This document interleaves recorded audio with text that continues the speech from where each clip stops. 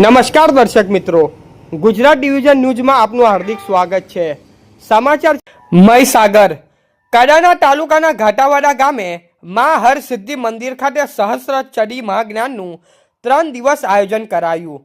મા હરસિદ્ધિ મંદિરના ગુરુજી શ્રી કિરીટદાસજી સાધુના સંકલ્પના અનુસંધાનમાં તારીખ 26, 27, 28 સતત 3 દિવસ સુધી 21 કુડ મહાજ્ઞાનનું આયોજન કરાયું હતું, જેમાં 21 જોડા જુદા જુદા ગામમાંથી પધારેલા યજમાનોને એ ભાગ લીધો હતો, જેમાં ઉજ્જૈનથી પધારેલા બટુક દેવો બ્રાહ્મણો દ્વારા મંત્રો ઉચ્ચાર સાથે આહુતિ આપવામાં આવી હતી તથા આ જ્ઞાનનું લહાવો લેવા મોટી સંખ્યામાં માહી ભક્તો ઉમટ્યા હતા। સાથે બનાસકાંઠા જિલ્લાના નિવાસી શ્રી દેવદૂત બાપુ દ્વારા જણાવ્યું હતું કે આ મહાજ્ઞાન સનાતન ધર્મ રક્ષા, સમાજ કલ્યાણ અને વિશ્વનું કલ્યાણ થાય તે હેતુથી કરવામાં આવ્યું છે।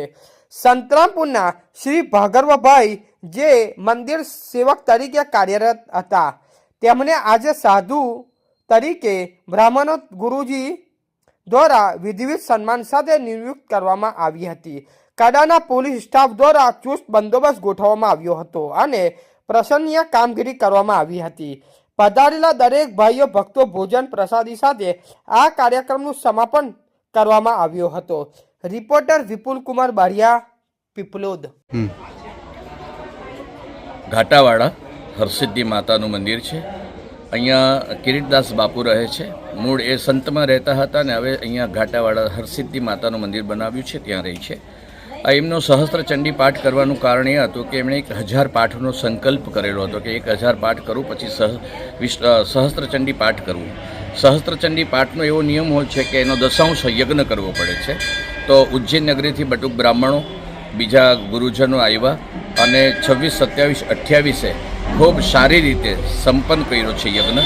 સાથે બ્રહ્મભોજન અને સમાજ ભોજન। આ યજ્ઞ સમાજના કલ્યાણ હેતુ, સનાતન ધર્મના કલ્યાણ માટે અને સર્વના મનોરથ પૂરા થાય એ હેતુથી કિરીટદાસ બાપુએ આ યજ્ઞનો સંકલ્પ કરેલો હતો। એ યજ્ઞ બ્રાહ્મણો દ્વારા, પરિવાર દ્વારા, સજ્જનો દ્વારા અને સમાજ દ્વારા આજે સંપન્ન થયો છે। 26, 27 અને 28 બરાબર હરસિદ્ધિ માતાનું મંદિર છે અને આ મેસેજ આપ બધા સુધી પહોંચે, આપણો સનાતન ધર્મ જળવાઈ રહે એના માટે આવા કાર્ય સદાને માટે આવા સંતો કર્યા રહે એવી આપણે સહભાવના રાખીએ છીએ। આપણું નામ?